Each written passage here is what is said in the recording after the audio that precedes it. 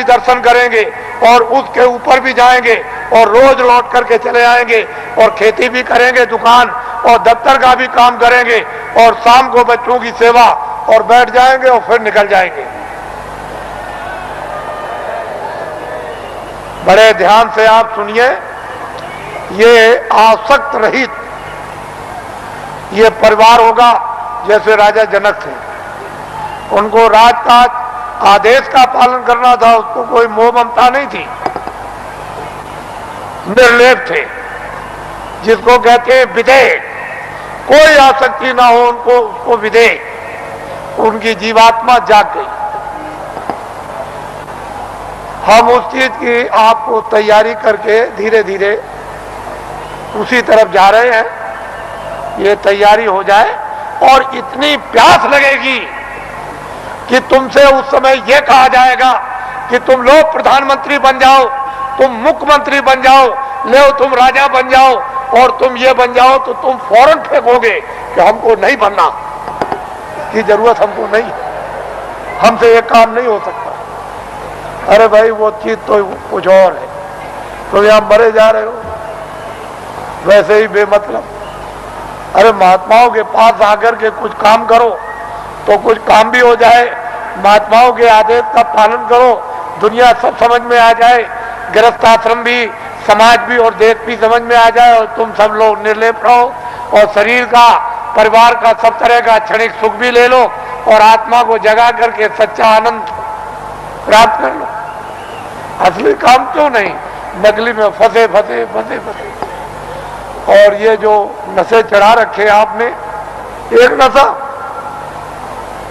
कितने नशे तुमने चढ़ा रखे, और नशों को जो आपने चढ़ा रखा तो किस तरह से तुम बदहोश हो, होश ही नहीं, कुछ होश नहीं है। तो इसलिए आप थोड़ा सा समझ से काम लो, बुद्धि से, और जाग करके संदेश सुनो, सो करके मत सुनो। वही मनुष्य है जो जाग करके सुनता और फिर वो अमल करता है। जैसे वस्त्र पहन लिया तो ठंडी दूर हो जाएगी, गर्मी दूर हो जाएगी, बरसात की हवा नहीं लगेगी, लेकिन जब तुम उस वस्त्र का अमल ही नहीं करोगे, वस्त्र पहनोगे नहीं, शील, क्षमा, संतोष, विरय, विवेक, ये एक वस्त्र है जो पहन लिया जाता है, तो काम, क्रोध, लोभ, मोह, अहंकार पता नहीं किधर चले गए। अभी आपने इसका वस्त्र पहना तो आपको क्या मालूम होगा कि वस्त्र कपड़ा कैसा होता है। तो आप लोग आज, क्योंकि बहुत से लोग सुबह भी आ गए, रात को भी, नामदान तो कल हुआ था, यह नामदान सर्वोपरि दान है। इसको ऐसा मत समझिए, वक्त और समय आएगा तो लोग बहुत भटकेंगे इसके लिए। जो आज इसकी अवहेलना, तिरस्कार करेगा, उसको 200-200 मील, 400-400 मील, 500-500 मील दौड़ करके जाना पड़ेगा। ये अभी से मेरी बातों को याद रखिए।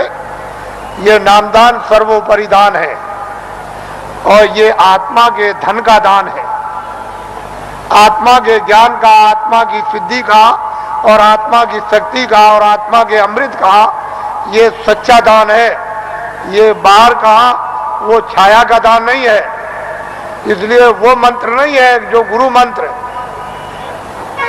ये गुरु दीक्षा नहीं है, ये आत्म मंत्र है, आत्म दीक्षा है, इसलिए इसको नामदान कहते हैं। आप लोग इसको सम्मान से ले लो और ये सबके काम आएगा।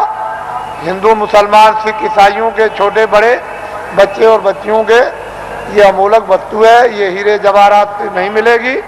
चाहे जितना भी दुनिया में बांटो, जब उस प्रभु की कृपा हो जाएगी उन महात्माओं पर तभी वर्षा होगी।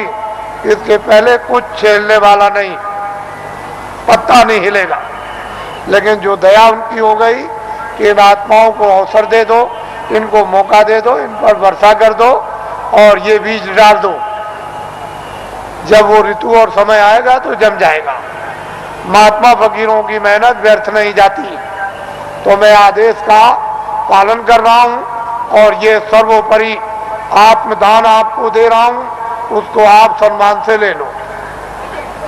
और 2 मिनट, 4 मिनट, 5 मिनट, 1 मिनट, आधे मिनट मनुष्य दरवाजे पर, मनुष्य आत्म दरवाजे पर बैठकर आप जिस तरह से बताया जाए उस तरह से आप भजन करो। यहीं पर अगर दरवाजे पर बैठ करके आपने भजन कर लिया तो रिद्धियों सिद्धियों का सबका भंडार उदय हो जाएगा। यही से सब चीजें मिलने लगेंगी। लेकिन दरवाजा नहीं मिला और वहां बैठ करके भजन नहीं किया तो कुछ मिलने वाला नहीं है। वैसे ही खाली आए हो, अज्ञान में आए,